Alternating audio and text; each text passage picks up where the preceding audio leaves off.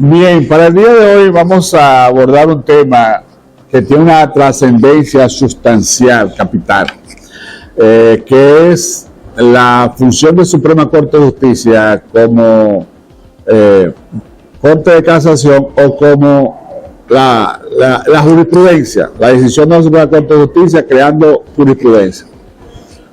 Miren, la función de la Suprema la habíamos abordado en un espacio anterior sobre que la Suprema tenía vocación para conocer de procesos normales de funcionarios que tienen, conforme al artículo 377 de la Carta Política de la Nación, privilegio de jurisdicción. Ahí la Suprema actúa como un tribunal que va a conocer en única y en última instancia esos requerimientos o esos procesos en contra de ciudadanos que ocupan posiciones trascendentes en la nación.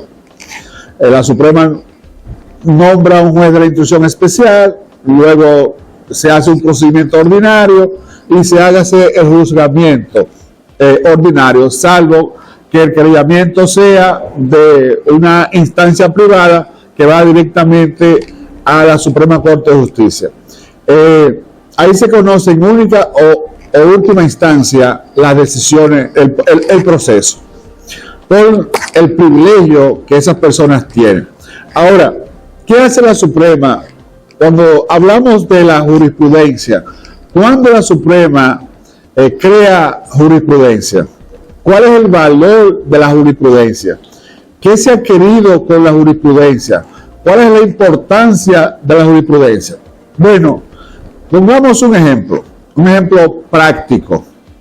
Digamos que un tribunal normal de primera instancia a una persona lo condena por narcotráfico, por cualquier tipo penal grave, y se le ocupó la prueba, la evidencia, sin respetar la tutela judicial efectiva y el debido proceso.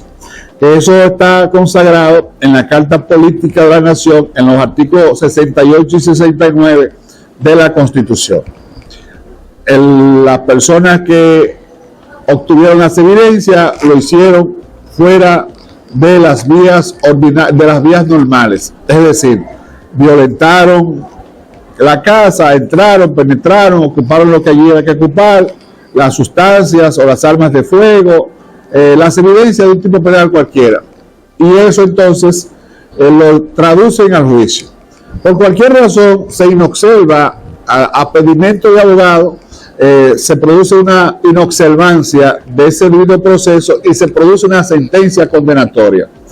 Esa sentencia condenatoria, a recurrirse en caso de que se confirme eso, que actualmente ya es muy difícil, incluso es muy difícil que se haga en primera instancia, porque los jueces de primera instancia también crean jurisprudencia, y porque los jueces de primera instancia son jueces de la Constitución. Todos los jueces del país son jueces constitucionalistas, porque lo primero que un juez aprecia es si se aplicó bien o mal la Constitución, o si se aplicaron los tratados internacionales, o si se inobservó la Constitución, o se inobservaron los tratados internacionales al momento de el Estado operar en contra de uno de sus ciudadanos. Cuando eso ocurre y el juez ve eso, entonces el juez de primera instancia o el juez apoderado que sea, así sea incluso el juez de la medida de coerción o el juez de la audiencia preliminar o el juez de fondo, van a analizar la fortaleza de la Constitución y se convierten siempre en jueces constitucionales. Que un juez de primera instancia puede crear también jurisprudencia. Y cuando se hicieron las actuaciones, como ya he dicho al inicio, más allá del debido proceso de las garantías constitucionales y se obtiene una evidencia, entonces cuando la Suprema llega a la Suprema Corte de Justicia, la Suprema Corte de Justicia dice, si bien es cierto que se ocupó la droga a la persona o el ilícito que se le ocupó, no menos cierto o más importante que eso es que la forma en que se obtuvo esa evidencia viola el debido proceso, viola la Constitución, viola el Código Procesal Penal, viola el artículo 26 y 166 siguiente del Código Procesal Penal. Por lo tanto, nosotros anulamos, casamos la sentencia. Entonces, eso genera una jurisprudencia. La jurisprudencia, entonces, cuando se produce un caso como este, en otra oportunidad, los abogados acudimos a lo que ha dicho la Suprema Corte de Justicia o lo que ha dicho un juez de primera instancia o de corte en decisiones de procesos similares a este, al que vamos a conocer. Entonces, lo que se quiere con las decisiones de la Suprema Corte de Justicia es cuando actúan como corte, cuando sientan un principio jurisprudencial, es el acatamiento fiel al cumplimiento de la ley. Las decisiones, las jurisprudencias no se le imponen al juez, pero orientan al juez, al tribunal, y generalmente nuestros jueces acuden y aceptan las decisiones jurisprudenciales. No orientan, porque la decisión jurisprudencial no es la Suprema Corte de Justicia, no es el Congreso de la República que crea la norma. La Suprema Corte de Justicia y los jueces crean decisiones jurisprudenciales que sirven de orientación para la preservación, conservación y garantía del debido proceso, porque al final del día lo que cuenta es que el Estado a sus nacionales le garantice, o a los nacionales, así sean dominicanos o extranjeros, le garantice la vigencia efectiva de sus derechos, le garantice un debido proceso. Si no hay eso, entonces si se decide si se toma una decisión inobservando el debido proceso, eso encontrará un juez, el primero, el segundo, el tercero, el cuarto, el quinto o el último, el constitucional, encontrará un juez siempre que va a decir lo que se hizo contra fulano de tal, el procedimiento que se llevó fue impropio, fue un procedimiento incorrecto, fue inválido. Por lo tanto, nosotros entonces estamos diciendo que esa decisión es incorrecta y que hay que aplicar esta norma o aquella otra norma, o vamos a invalidar el proceso. Las decisiones, las jurisprudencias sirven para orientarnos. Generalmente los abogados, cuando vamos a los tribunales, previamente hemos visto lo que dice la Suprema Corte de Justicia con relación a un caso determinado. Verbigracia.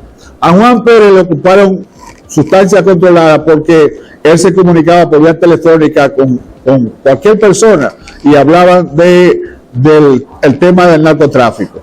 Allí entonces el órgano persecutor encontró la droga y todo eso. Pero cuando se va a juicio, se observa que no tenían la orden o que la orden ya estaba caducada, había perimido y no había sido renovada. Todas esas actuaciones, encontraron la evidencia, esas actuaciones son nulas, porque el Estado no puede darse el lujo de inobservar los derechos de los ciudadanos. Los ciudadanos, malos y buenos, todos tenemos igualdad de derechos, todos tenemos los mismos derechos. Y que un ciudadano sea malo o sea bueno, eso no lo decide otra persona, eso lo decide un órgano especial, conforme al artículo 149 de la Constitución, que es el Poder Judicial. O sea, los derechos de cada ciudadano tienen que estar estrictamente preservados.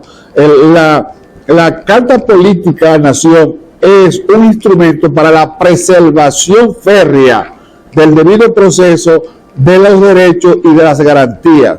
Hay que perseguir el crimen, el delito, sancionarlo, castigarlo, prevenirlo, pero todo eso conforme a la Constitución, a la tutela judicial efectiva, a las garantías procesales y al debido proceso.